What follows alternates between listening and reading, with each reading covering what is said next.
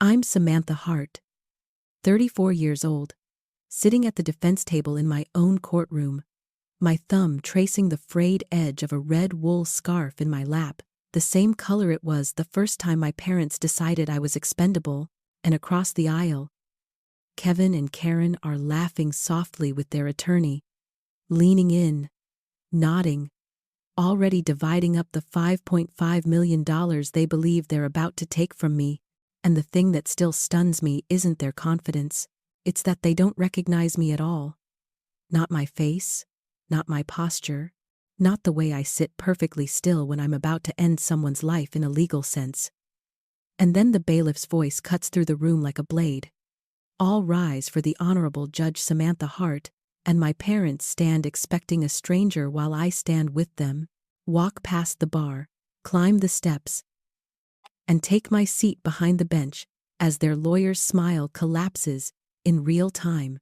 And before I say another word, I want you to understand something, because this part matters.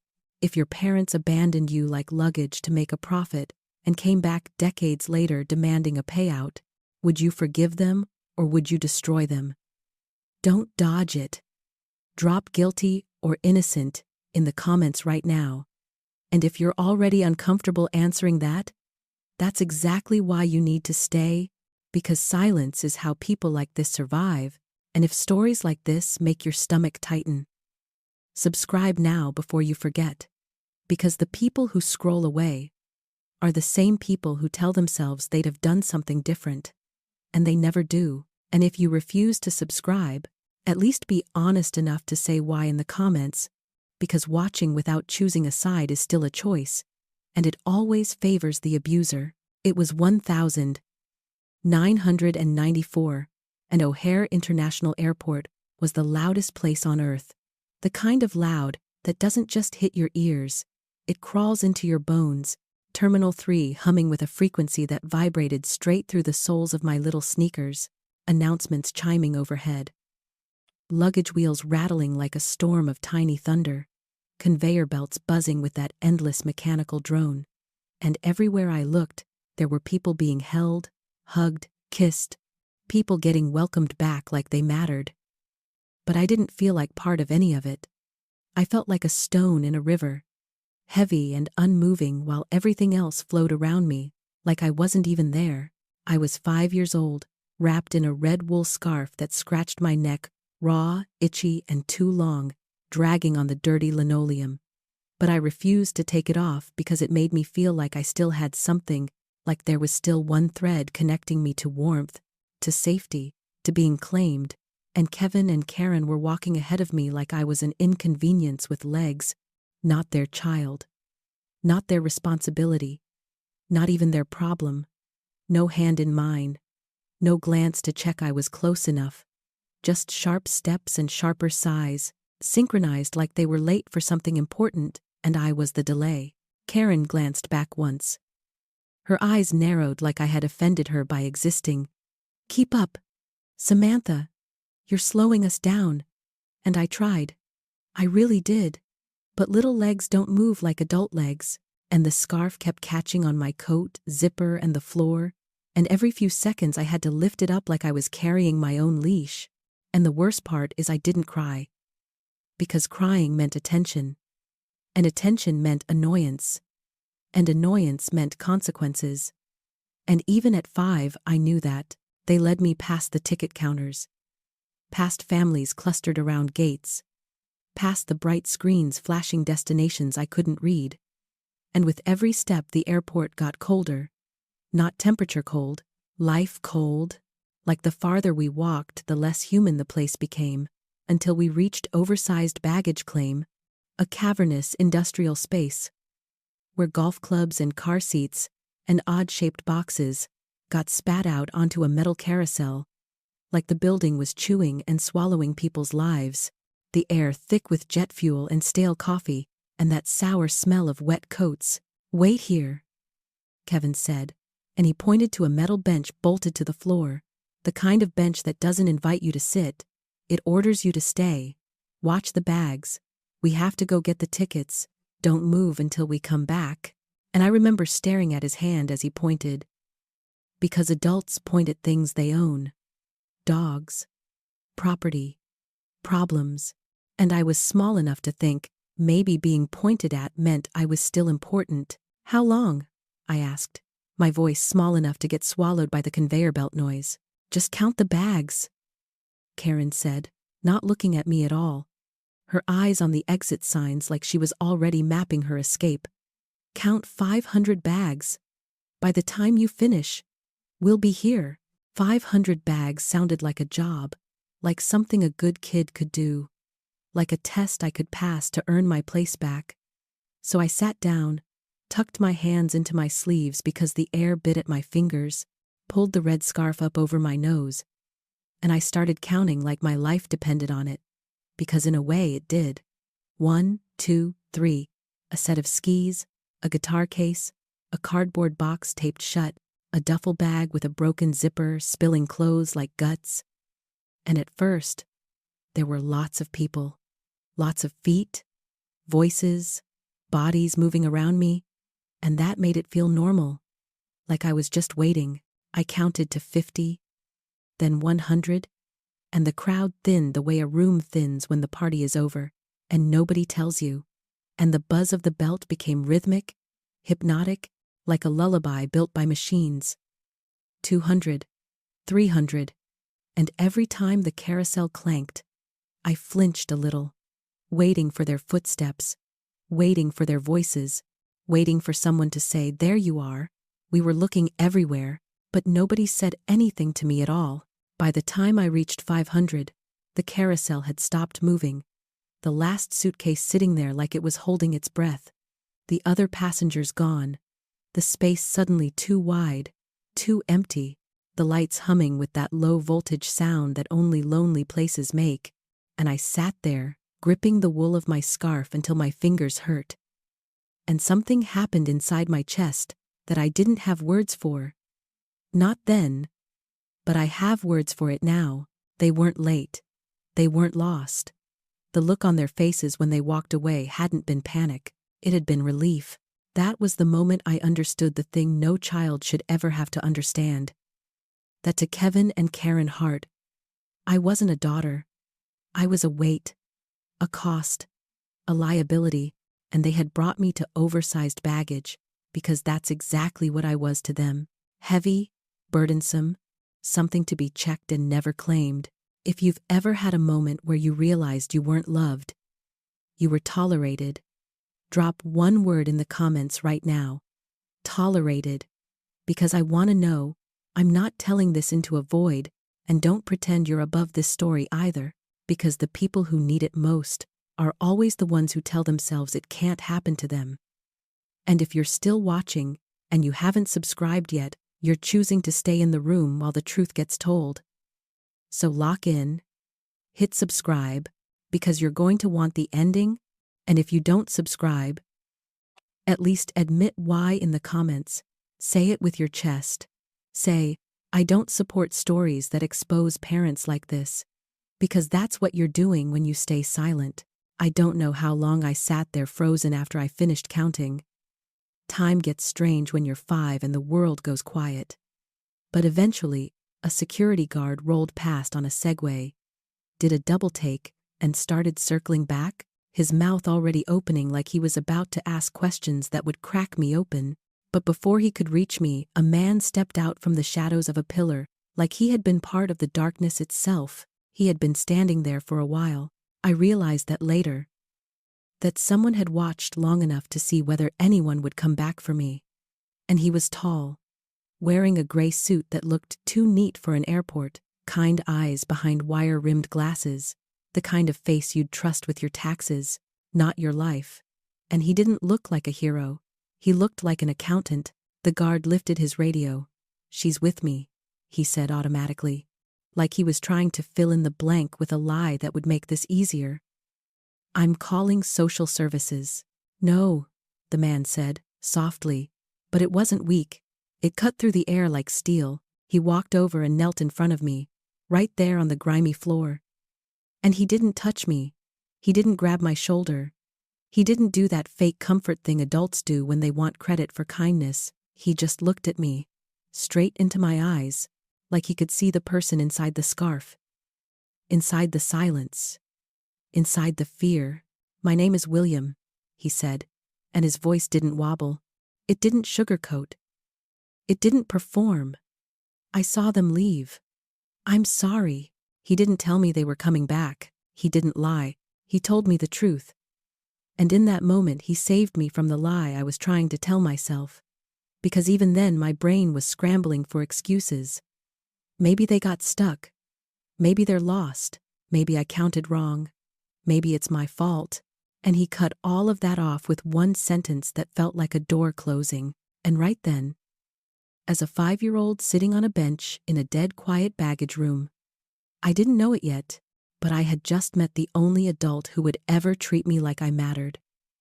And what he did next is the reason Kevin and Karen are sweating in my courtroom 30 years later. William stayed. Not in the dramatic way people imagine when they think of rescues. No sweeping gestures. No speeches about fate. Just presence. The kind that doesn't ask anything from you. The kind that says, "I'm here whether you deserve it or not."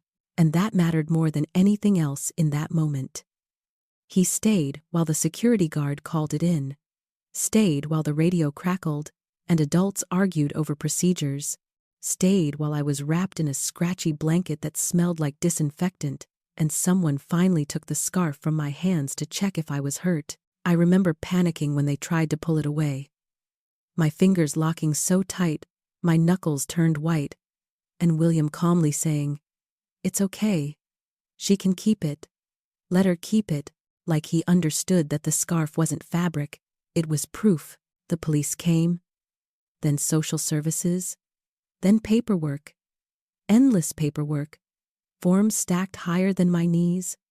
Questions asked like riddles I didn't know the answers to. What's your address? What's your mother's full name? What's your father's phone number? And every question felt like a test I was failing. Because every answer led to nothing. William answered what he could. He gave his name, his number, his address. He didn't have to. No one asked him to. He volunteered himself into my life. Like a witness, stepping forward when everyone else keeps their head down. He stayed through the foster care placement. Stayed through the interviews where adults talked about me like I wasn't sitting right there. Stayed when I cried at night because silence is loud. When you don't trust it yet. And eventually, without fanfare, without paperwork that said destiny or miracle, he stayed for good. He became my guardian, my anchor, the safety net that caught me when my own blood let me drop. And I didn't call him Dad. Not at first. Because words like that felt dangerous, like if I used them, they might disappear again. For a long time after the airport, I barely spoke. 4 years. Almost nothing. Not because I couldn't talk, but because silence felt safer than sound. Sound got you noticed. Noticed got you abandoned. So I learned how to disappear in plain sight. How to sit still. How to listen. How to observe. And that's a skill people underestimate. Because silence doesn't just protect you. It teaches you. It teaches you patterns. It teaches you tells. It teaches you when people are lying to themselves. It took me decades to realize silence could be a weapon, not just a wound. Today, when a courtroom goes quiet and everyone is waiting on my ruling, I don't rush it. I let the silence stretch. I let it press on chests and crawl up spines, because I know exactly what silence does to guilty people. But back then, in Terminal 3, the silence commanded me. It told me I was nothing. It told me I didn't matter, and I believed it. Because when you're 5, and the people who made you walk away, you assume the problem is you. William never tried to convince me otherwise with words. He did it with consistency. Breakfast every morning. Homework every night. The same chair at the same table. The same calm voice when I tested boundaries just to see if they'd hold. And slowly, painfully, I learned that being left behind wasn't my fault. It was a choice someone else made. William died on a Tuesday morning, quietly, the way he lived. No headlines. No obituary that captured who he really was. Just a small service attended by a handful of shelter staff and people whose lives he had quietly rerouted without ever taking credit.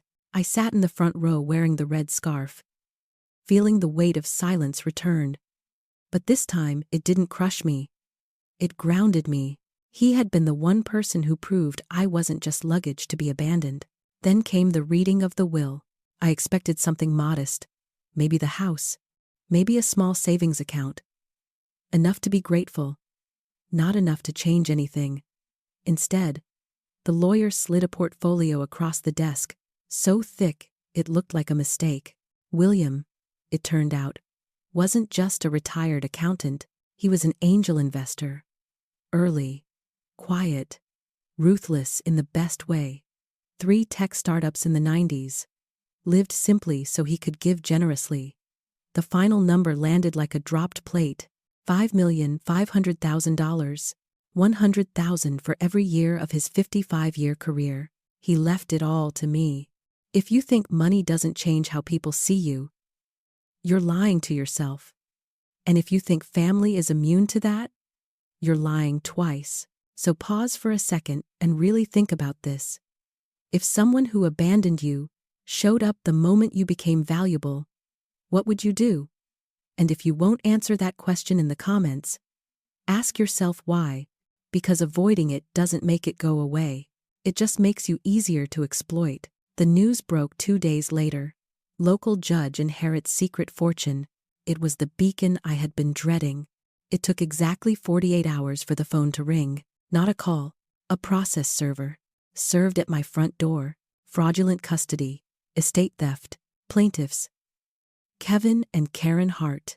If this is the point where you feel your chest tighten, good. That means you're paying attention. And if you're still watching without subscribing, you're choosing to consume this like entertainment instead of truth, and that's exactly how stories like this get buried.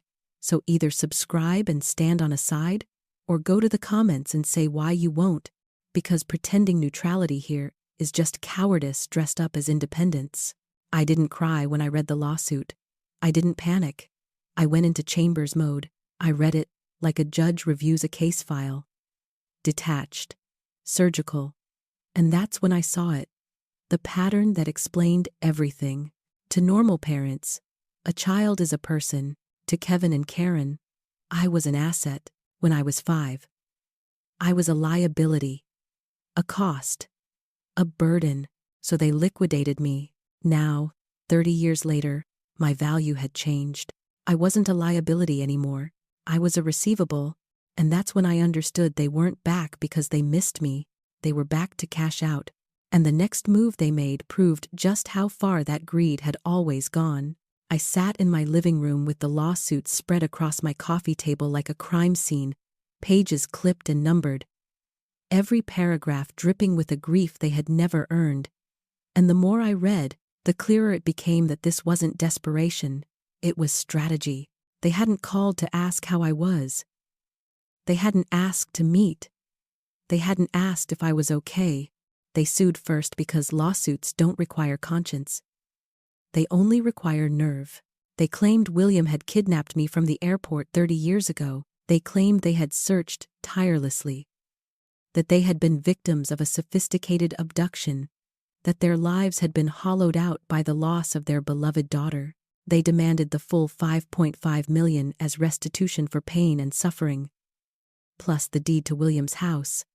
Like they were submitting an invoice for a service they never provided. I didn't see parents in those pages. I saw accountants. Every sentence was a calculation. Every emotion was monetized. They weren't telling a story. They were balancing a ledger. And that's when something burned away for good. The last soft piece of the little girl who used to flinch at raised voices and avoid eye contact. Because the audacity of it, the sheer, unfiltered greed, stripped the fear clean out of me. They thought they were suing a victim. They didn't realize they were suing the law itself.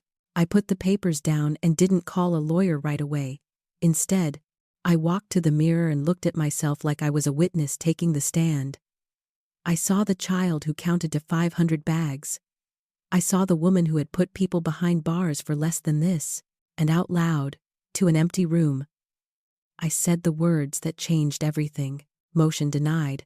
If you've ever had a moment where something inside you went cold and clear instead of emotional, where you stopped reacting and started calculating, you know exactly what that moment feels like. Drop the word clear in the comments if you felt it, because that shift is the difference between being used and being untouchable. I picked up my phone and dialed the best forensic accountant in the state. I didn't introduce myself as a judge. I didn't explain my childhood. I gave her one instruction: go back to 1994, find everything, because grifters don't change. If they were greedy enough to sue me now, they were greedy enough to try to profit off me then. You don't just walk away from a child without trying to capitalize on the loss. People like Kevin and Karen don't abandon assets, they reposition them. For 3 days, my dining room turned into a war room. Tax returns, property records, old lawsuits pulled from archives that smelled like dust and rot. Most people think the past is buried. It isn't, it's just waiting on microfiche. Sarah found the anomaly on a Tuesday night. "Sam," she said, her voice flat, in that way professionals use when they already know the answer is bad. "Look at 1995. I leaned over her shoulder. There it was, buried in a stack of digitized court filings from Cook County. Kevin and Karen Hart versus American Continental Airlines. They hadn't just walked away from me. They had sued the airline. I pulled the full case file and my hands didn't shake. They were steady, cold, turning the pages of my own erasure. The complaint was meticulous. They claimed that on November 6, 1994, they had entrusted their beloved daughter to an airline agent for an unaccompanied minor flight to visit a sick relative. They claimed negligence. They claimed I had wandered off and vanished due to staff failure. It was a lie. There was no ticket. There was no sick relative. They had walked me to baggage claim and left me there. But in 1995, without cameras everywhere, without digital tracking, lies traveled faster than truth. The airline settled out of court to avoid headlines about a missing child. The check was for $450,000. In 1995 money, it was a fortune, enough to buy a house, enough to buy silence. But the check wasn't the worst part. The affidavit was. To accept the settlement, Kevin and Karen had signed a sworn statement acknowledging that the minor child, Samantha Hart, was presumed deceased. Full and final compensation. No future claims. They had legally declared me dead. I read it once. Then again. Then a third time. Until the meaning finally landed. They didn't lose me. They sold me. If you're still watching, and you haven't subscribed yet, ask yourself why you're hesitating. Because this is the moment people usually look away. Right when the truth gets too sharp. And if you're going to stay all the way. Hit subscribe now, or go to the comments and explain why you're choosing to witness this without standing for it. I sat back in my chair and the anger didn't explode. It crystallized. They had sold my life for $450,000. Spent it. And now they were back to sell me again. They thought I was a ghost. They thought ghosts couldn't fight back. They were wrong. I picked up the phone and called my attorney. "Don't settle," I said. "We're going to trial." Because the next time Kevin and Karen Hart signed something, it wasn't going to be a check. It was going to be their own undoing. The trial turned the courtroom into a stage, and Kevin and Karen treated it like opening night. They arrived every morning in muted colors, soft grays and blues, the uniform of people who want to look harmless. Karen cried on cue. Not messy crying, not real crying, but controlled, elegant tears that slid down her cheeks and caught the light just right. She spoke about the hole in her heart, the agony of not knowing, the decades of waking up every morning wondering if her baby was cold or scared or hungry somewhere in the world. Kevin kept his hands folded, eyes down. The picture of a broken man holding himself together for his wife. It was a performance polished by 30 years of rehearsal. If I hadn't lived the truth, I might have believed them. They didn't look like monsters. They looked like victims. They looked like parents who had spent 30 years setting an empty place at the table for a ghost. And that's why stories like this work. That's why people like them survive. Because evil rarely looks like evil. It looks like grief. It looks like respectability. It looks like something you don't want to question because questioning it would make you uncomfortable. I watched from the defense table, my face still, my hands folded over the red scarf in my lap. I didn't object. I didn't interrupt. I let them build their monument to sorrow brick by lying brick. Because the higher they built it, the harder it would fall. When the defense's turn came, we didn't call character witnesses. We didn't call experts. We didn't flood the room with documents yet. We called one name. The defense calls Megan Hart. The air left the room. Kevin's head snapped toward the gallery doors. Karen let out a sound that wasn't a sob. More like something tearing loose in her throat. They hadn't planned for this. They thought Megan, the daughter they kept, the daughter they raised, was loyal. They thought she was part of the story. They thought she would protect them. Megan walked down the aisle slowly. She was 28, a social worker, with tired eyes and a posture that apologized for existing. She didn't look at Kevin or Karen. She looked straight at me. It was like looking into a mirror that had lived a different life. Same nose, same jaw. But where I had grown sharp, she had grown heavy. She took the stand. She swore the oath. And then, she dismantled them. What was it like growing up in the Hart household? My attorney asked. Megan inhaled, a breath that shook her whole body. It was like living in a mausoleum, she said quietly. I wasn't just their daughter. I was the replacement. The room went still. I grew up in the shadow of the tragic lost sister. She continued. But it wasn't about missing Samantha. It was about using her. Every time rent was late. Every time Dad lost money gambling. Every time they needed sympathy. They told the story again. Churches gave them money. Neighbors brought casseroles for years. My sister wasn't a person to them. She was currency. If you've ever been the child who stayed while another one became a myth, drop the word replacement in the comments. Because that damage doesn't show up on scans. But it destroys lives quietly. Karen shot to her feet. Megan, stop this. Don't you dare. The bailiff barked for order. Megan didn't flinch. She reached into her tote bag and pulled out a shoebox. It smelled like mildew and old insulation, like something that had been hidden for a long time. They told everyone they spent every dime searching for her, Megan said. They said they hired investigators. They said they never stopped looking. But when I cleaned out the attic last week, I found this. She opened the box. Casino receipts. Stacks of faded thermal paper from the Empress Riverboat Casino in Joliet. Dated November 7th, 8th, and 9th, 1994. The week I was left at the airport, while the police were searching for me, Kevin and Karen were gambling. They weren't searching, they were celebrating. The silence in the courtroom was absolute. The same heavy, suffocating silence from baggage claim. But this time, it wasn't crushing me. It was crushing them. Megan's voice broke. I used to feel guilty that I was the one who got to stay, she said. But now I realize Samantha was the one who got away. I was the one who was left behind. Kevin collapsed into his chair, a man hollowed out by exposure.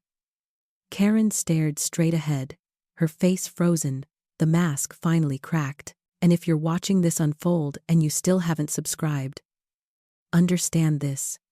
Stories like Megan's only survive when people keep listening. So subscribe now. Not later, because later is how silence wins. And if you refuse, go to the comments and explain why you're comfortable benefiting from truth without supporting it.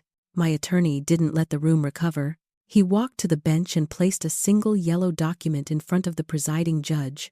Certified copy. Cook County Archives. 1995. Your Honor, he said. The plaintiffs are suing for parental rights and inheritance. However, according to this sworn affidavit, Kevin and Karen Hart legally declared their daughter Samantha Hart deceased in exchange for $450,000. The judge read. Her expression changed. Not confusion, not curiosity, disgust.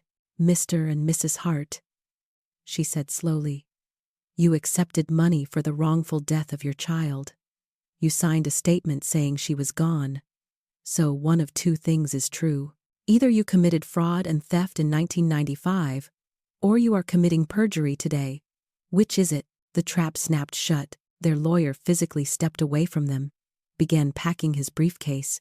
I stood up. I didn't ask permission. I walked into the aisle and faced them for the first time in 30 years. You sold me, I said. Not loud, not angry. Final. You didn't just leave me. You cashed me in. Karen tried to speak. Samantha, please. You declared me dead, I said. You signed a paper saying I didn't exist so you could buy comfort. You were right. The daughter you had died in Terminal 3. I leaned in, letting the silence stretch until it hurt. A ghost can't inherit, but a ghost can haunt. The gavel came down like a gunshot. Case dismissed with prejudice. Bailiff, take the plaintiffs into custody. I turned my back on them the way they had turned their backs on me, and if you think this is where the story ends, stay with me, because what happened next is why silence is never neutral, and why the cost of watching without acting is always higher than you think. The fallout wasn't loud at first. It never is. Real consequences don't explode. They rot outward. Kevin and Karen were indicted 3 weeks later. Not for what they did to me in 1994, the statute of limitations made sure of that, but for what they did in open court. Perjury, fraud, fresh lies told under oath, the kind the system still knows how to punish when it wants to. The same mouths that had wept for sympathy now stumbled over questions they couldn't rehearse their way out of. The local news ran the story again, but the headline had changed. It wasn't about the judge with a secret fortune anymore. It was about the parents who sold their child. The church stopped returning their calls. Neighbors who had delivered casseroles for decades demanded explanations they couldn't give. Friends disappeared. Sympathy evaporated. Reputation burned faster than money ever does. Legal fees ate through what little they had left. The house went first, then the cars, then the quiet dignity they had wrapped themselves in for 30 years. They were left with nothing. No money, no status, no daughters. People like to call that justice. I call it accounting. I didn't keep the $5.5 million. William didn't give it to me so I could buy distance from the world. He gave it to me so I could build a net strong enough to catch people like me. I created the Baggage Claim Foundation. We fund legal defense for foster children aging out of the system, the ones who suddenly become invisible the day the paperwork expires. We make sure no child ever sits alone in a terminal wondering if they matter, while adults argue about procedure. 6 months later, I was sitting in a coffee shop in downtown Chicago. It was loud. Cups clattered. People laughed. Life moved the way it's supposed to. Across the table, Megan was laughing at something I said. Real laughter. The kind that doesn't check the room for permission. She had quit her agency job and joined the foundation as our lead social worker. We were building something new. Carefully, brick by brick, without the weight of our parents' lies pressing down on it. I reached for my coffee and my sleeve pulled back, revealing the red wool scarf around my wrist. I don't wear it because I'm cold. I wear it because it looks good. It isn't armor anymore. It isn't a shield. It's just a scarf.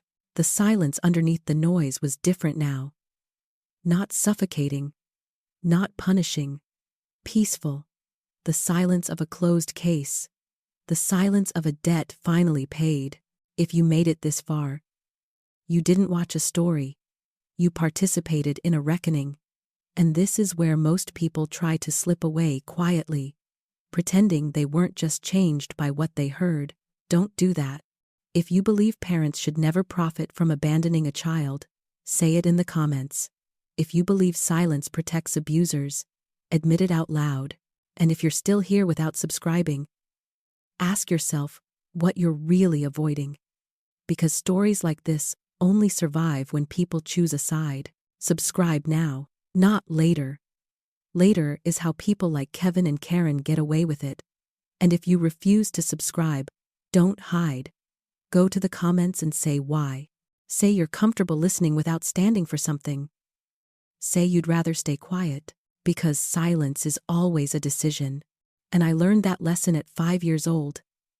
Counting bags, in a place designed to forget people. Years later, people still ask me if it felt like closure. That question always tells me more about them than it does about me. Closure is a word people use when they want a clean ending to something that permanently changed them.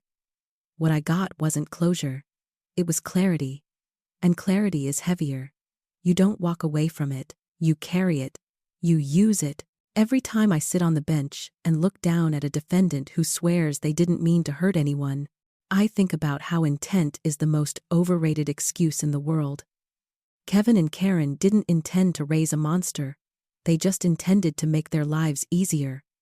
They intended to remove a burden. They intended to get through the day. That's how most damage is done. Not with cruelty, but with convenience. People like to imagine villains as obvious. Raised voices, slamming doors, bruises you can point to. But the most dangerous people I've ever seen speak softly, cry on cue, and know exactly when to say the right words. They rely on everyone else wanting things to be simple, wanting families to be sacred, wanting parents to be good by default. I don't give them that comfort anymore, and neither should you.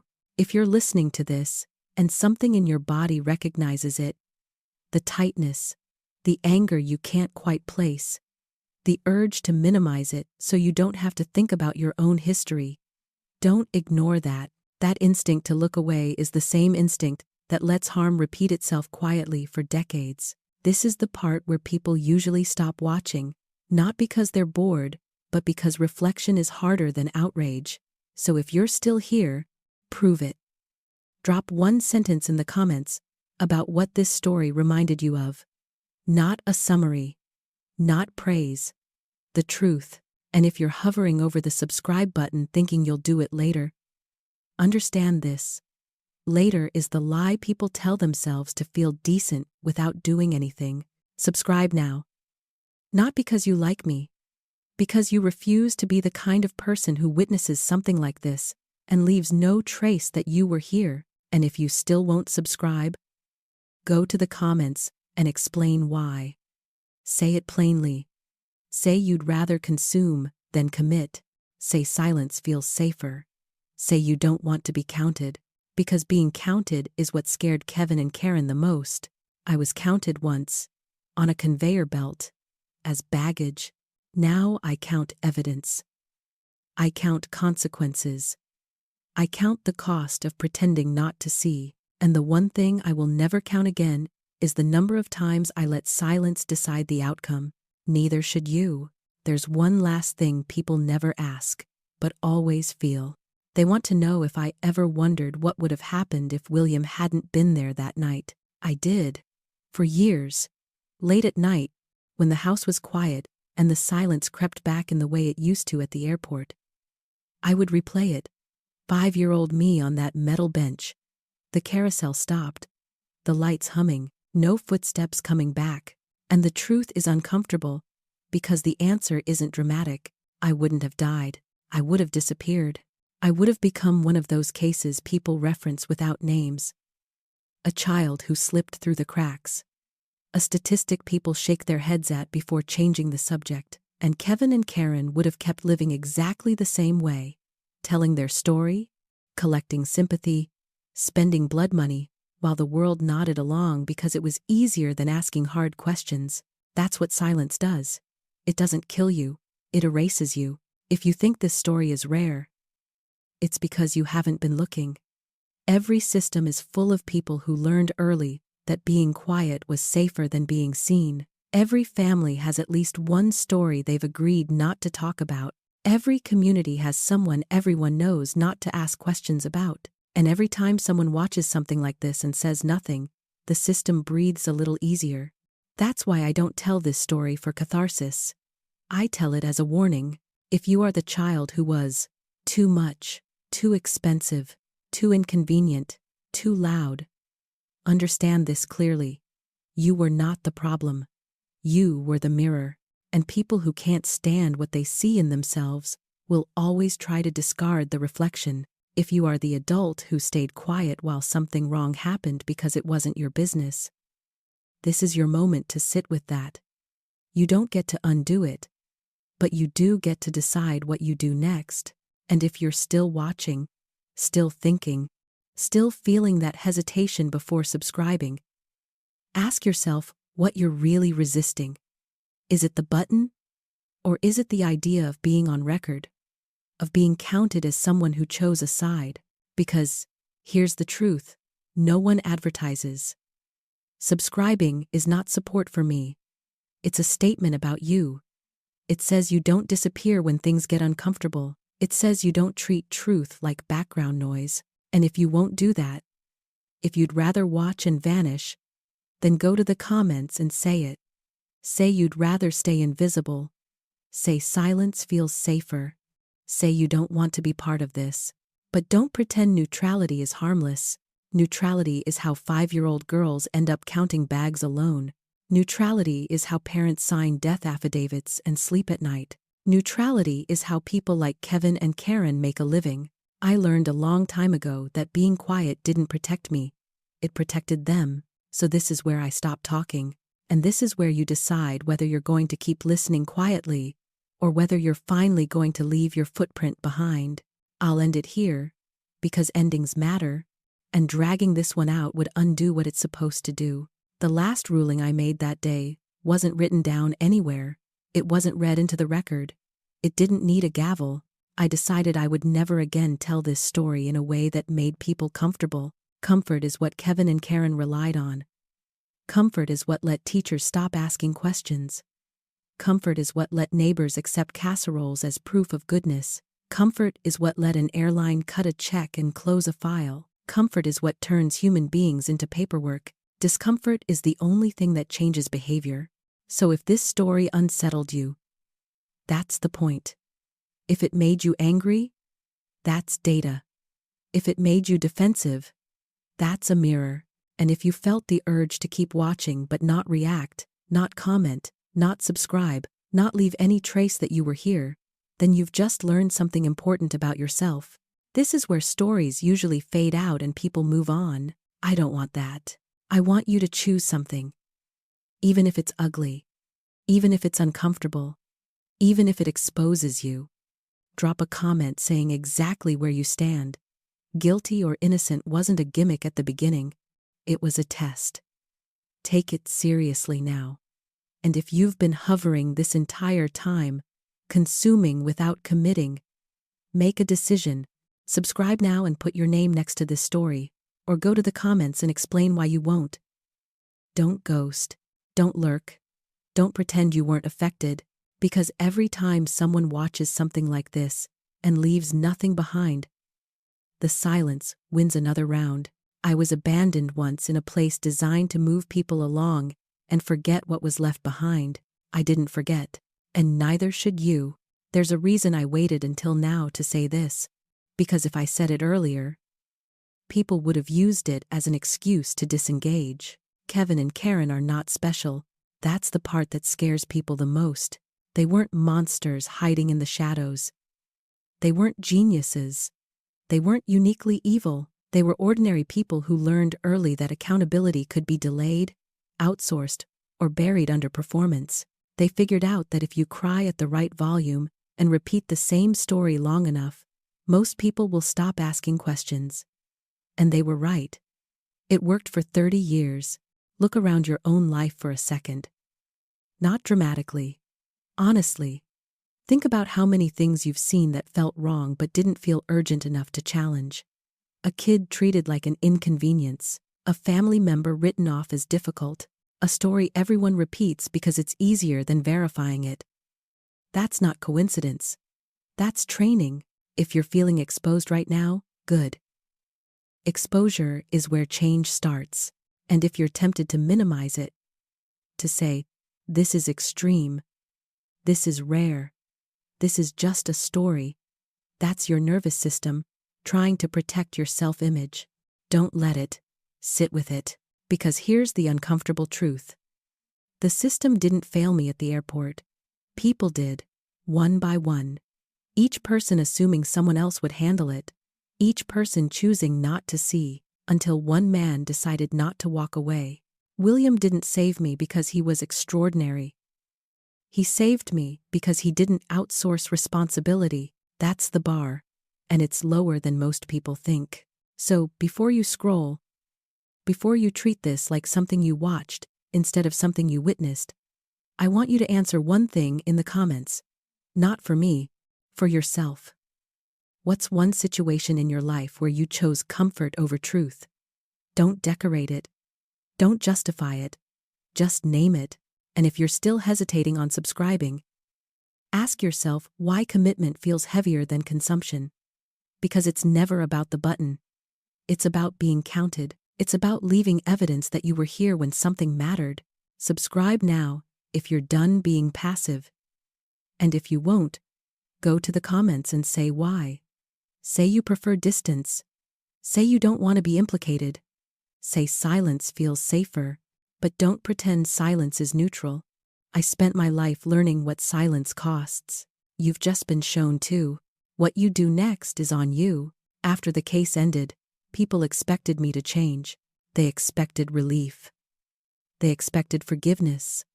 They expected a tidy transformation arc where I smiled more, spoke lighter, let the past become a lesson instead of a weight.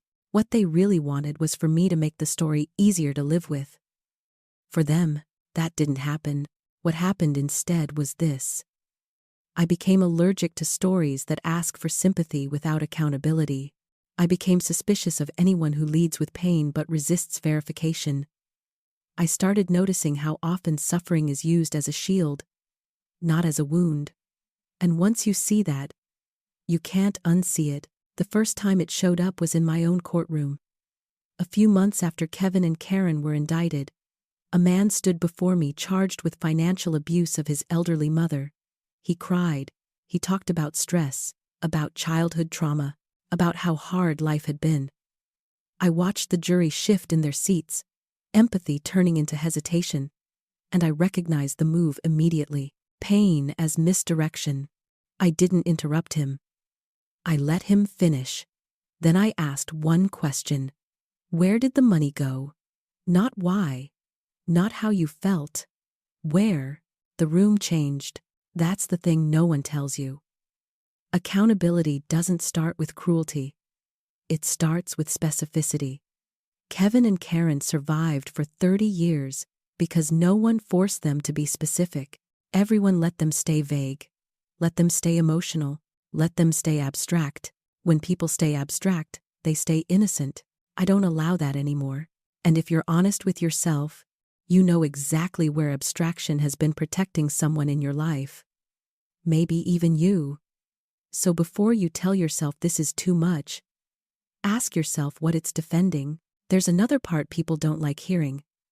And it's this. Being abandoned didn't make me stronger.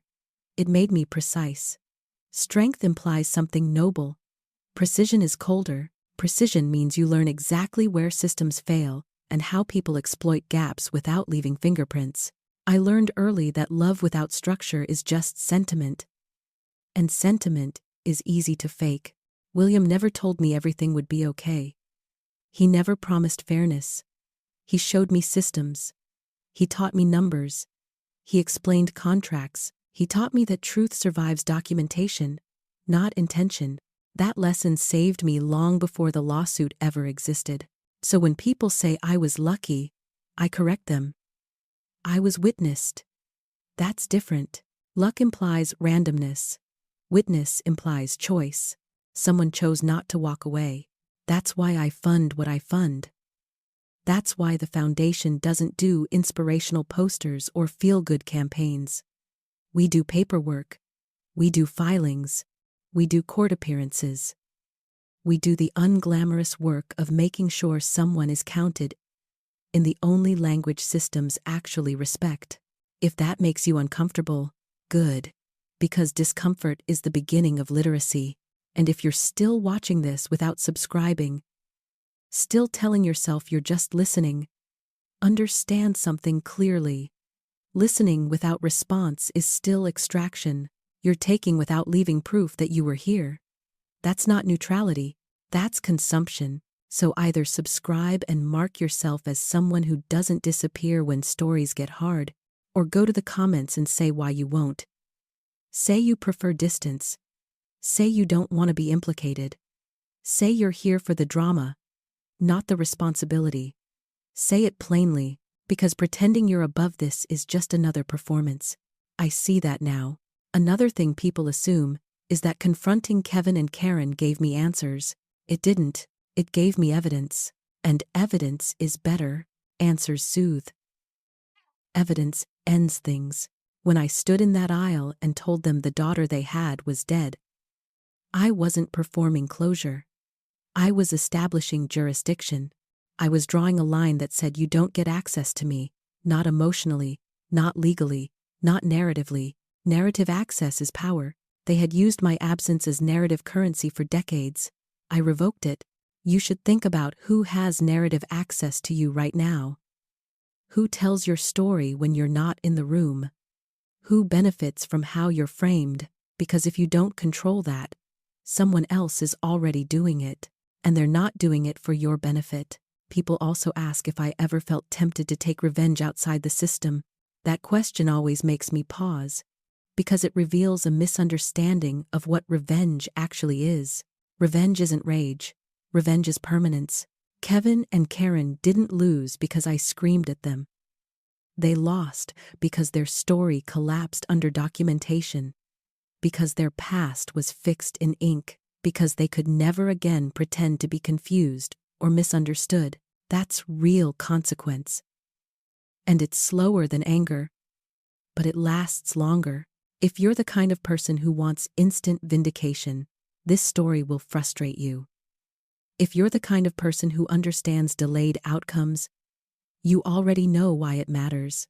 Now, I want to say something directly to the people who are still watching and still haven't subscribed. Because you're not invisible. Even if you think you are, you're hesitating because subscribing feels like agreement. It feels like being seen. It feels like saying this mattered to you. And if you've spent your life learning to stay small, stay neutral, stay out of it, that feels dangerous. I understand that instinct, but understand this too. Staying unmarked doesn't protect you. It just makes you easy to erase. I learned that at 5 years old on a metal bench under fluorescent lights. And if you think you're immune to that lesson, it's only because you haven't been tested yet. So here's another moment where you decide. Either you leave a trace, a comment, a subscription, a statement of where you stand, or you quietly exit and let this dissolve into background noise. Both are choices. Only one has weight. There's one final thing William used to say, and he only said it once, but it stuck. People don't fall through cracks, he told me. Cracks are built. Think about that. Cracks are intentional. They exist because someone decided they were acceptable losses. Someone decided not everyone needed to be accounted for. Someone decided silence was cheaper than repair. Kevin and Karen didn't invent that logic. They just exploited it. So if you're waiting for a moral that lets you feel good without changing anything, this isn't that story. This is a story about what happens when someone refuses to disappear. And now that you've heard it, you don't get to pretend you didn't. The question isn't what happened to me. The question is what you're going to do with the fact that you know. After a while, you stop measuring life in moments and start measuring it in thresholds. The day I realized that was the day someone thanked me for being strong. They meant it as praise. I know that. But it landed wrong. Strength implies endurance. Strength implies taking weight without protest. That wasn't what saved me. What saved me was interruption. One man stepping out of the flow and saying, "No, this doesn't get to pass unnoticed." That's the part people romanticize away. They want resilient stories. They want to believe suffering magically produces virtue. It doesn't. It produces patterns, and patterns repeat unless something breaks them. I didn't break the pattern by surviving. I broke it by naming it. Naming is dangerous. Naming is why Kevin and Karen panicked in that courtroom.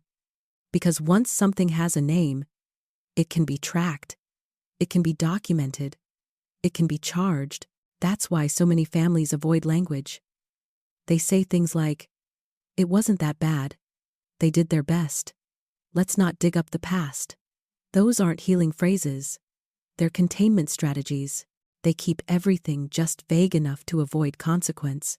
If this story is making you uncomfortable, check whether it's because it's extreme or because it's familiar. Most people confuse the two, and before you scroll, pause for a second and do something uncomfortable on purpose. Leave a comment that says one thing you were taught not to talk about. You don't have to explain it. Just name it. That act alone does more than most people realize. And if you're still sitting there thinking about subscribing later, understand that later is just another word for never. When fear is involved, subscribe now or admit in the comments that staying unmarked feels safer to you. Another thing no one prepares you for is what happens after accountability lands. People expect relief. What you actually get is responsibility. Once you've seen how systems can be gamed, you can't pretend not to see it anymore. Every excuse sounds thinner. Every sob story asks a second question. Every performance triggers a quiet audit in your head. That can make you lonely. There are rooms you can't unsee. There are conversations you can't participate in the same way again. When people casually dismiss someone as dramatic or difficult or too much, something in me goes still, because I've heard that language before. It's the preamble. It's how erasure starts. I don't interrupt every time. I'm not reckless, but I note it.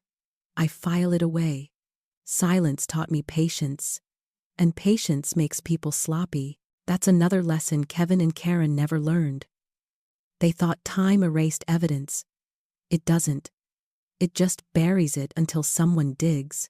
You should ask yourself, who is counting on you not to dig? Who benefits from your exhaustion? Who benefits from your desire to keep the peace? Who benefits from you saying it's complicated instead of saying it's wrong? Those aren't abstract questions, they're practical ones.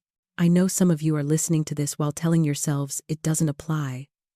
Different situation, different scale, different people.